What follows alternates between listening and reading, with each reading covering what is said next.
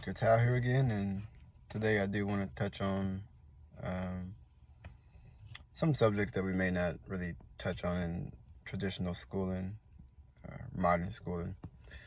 But I do want to touch on something called the mystery system. And if you don't know what that is, it's basically the ancient schooling of the Kemetics, or the ancient Egyptians. Um, School in those times, in ancient times, was a little bit different than it is today, in that you had to be selected to go to a higher learning school. You weren't just able to go because you wanted to go.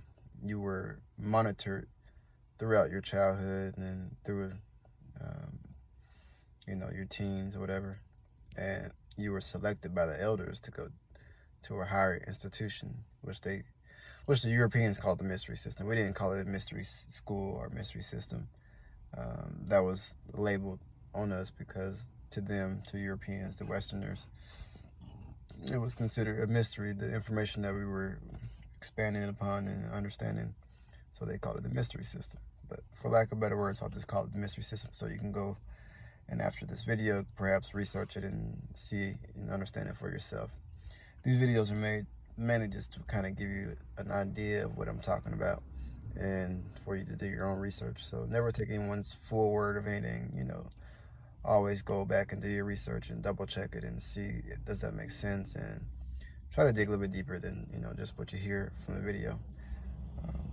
But with that said, the mystery system was a school of higher learning, and in that you had to basically understand the elements of the earth, and those four elements are what we call fire, water, air, and earth.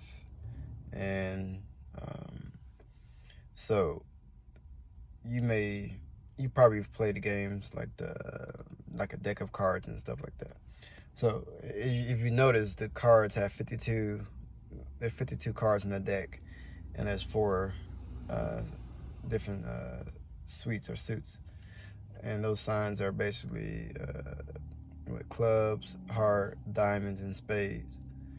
So if I was to retranslate that from an astrological standpoint, I would say that spades are fire, clubs are air, heart is water, and diamonds is earth.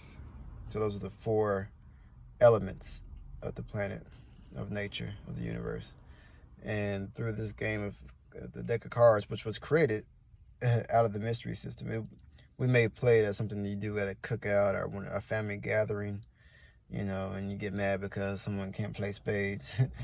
But it has more to do with than just that. It has a spiritual principle behind it. And the deck of cards represents true life purpose. So when you're handing when the cards are passed out, you have you sit there with a game of playing cards in front of you that you can play the game with. So you may have 7 cards in front of you. Those cards, or those 7 cards or whatever the amount that you have, that represents your true life purpose. And you have a combination of different numbers, a 9 of diamonds, or so whatever you have is your true life purpose, and your goal is to learn how to play your card the best that you can. So you have to play the card that you're dealt, you see. So that's where that saying basically is coming from. So you have to play the card that you're dealt from that game. Now the significance of 52 has to do with a lot of different things, and you may see it throughout religious texts when it talks about, in the Bible, where it talks about how the character of Jesus or whatever fed the multitude with 2 fish and 5 loaves of bread. So 5 and 2. So 5 and 2 represents completion. So the word fish, or the word of God, or whatever that was represented by the word fish. So 5 and 2, there's 52 weeks in the year. There's 52 cards in the deck. 5 plus 2 equals 7. 7 represents the number of completion. So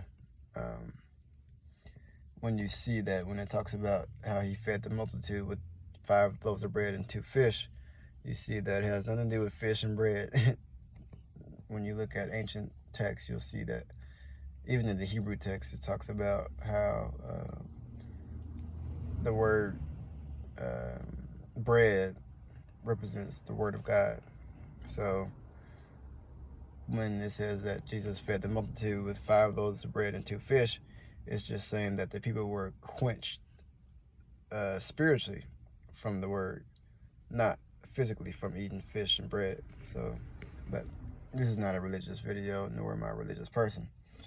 But I can and understand decipher certain texts that have borrowed from Kemetic texts, so or ancient texts before that. So, but the thing is to be understood that 52 is a very spiritual number in itself, and 52 is what we call a critical cycle in astrology.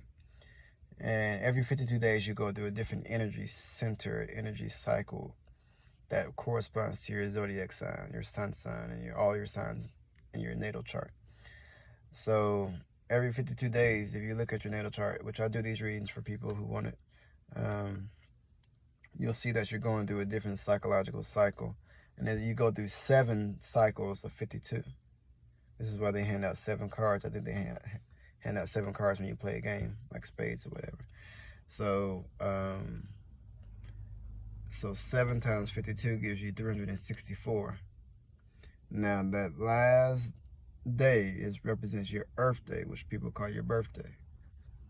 Now, believe it or not, today's actually my Earth Day, which people call your birthday. But really, you don't have a birthday.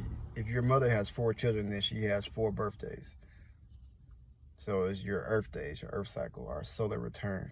So you could say born day, perhaps, but birthday is really, that's not really correct term there. But I know people say it, and we kind of go along with it. But the thing to be understood here is that you go through 7 cycles of 52, and so that makes 364, and that last day is your Earth Day, or your solar return, which resets the cycle. So these 7 cycles represents the 7 planetary forces, which you call 7 days of the week. So you start off with the sun, which is your sun sign. That's why your sun, they call your solar return. So the sun stays in your cycle for 52 days and on your birth chart. So I know this is maybe a little confusing here, and I may try to explain it deeper in another video, but you go through a sun cycle for 52 days. After that, you go through a moon cycle. After that, you go through a Mars cycle, a Mercury cycle, a Jupiter cycle, a Venus cycle, and a Saturn cycle. And you kind of catch that there. The last day of the week is called what? Saturday. So you're going through these 7 days of the week, but really you're going through 7 cycles of 52. But the thing to be understood is it's basically, and I feel like something's about to happen, so I'm going to cut this video here shortly. But so you have to understand that astrology and the deck of cards games correspond with each other. And the mystery system created these deck of cards, and they created the game of bowling, the game of jacks, the playground you see with the seesaw, the swing, the slide. Those are all medical instruments, which you call a playground today, which I'll go deeper into on later videos. But those are actually healing instruments that were used as certain modalities for people who were into health and trying to heal other people. So they would line up crystals and things of that sort on the slides, and people would slide down backwards and all these types of things. And that would help heal the body and put the chakras back in line with each other. But I'll touch more on this later on because I have something I got to tend to.